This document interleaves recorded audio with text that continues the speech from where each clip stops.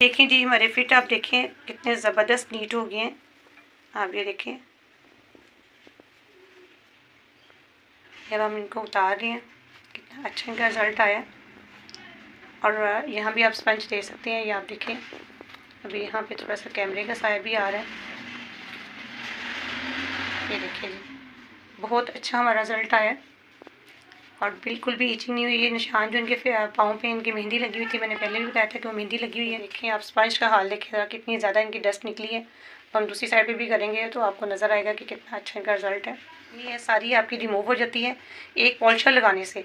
अगर आप जब इसके अलावा आप यूज़ करते हैं पेडिक्योर मैनिक्योर से पहले आप ये लगा लें तो आपको पेडिक्योर मैनिक्योर की भी ज़रूरत नहीं रहती।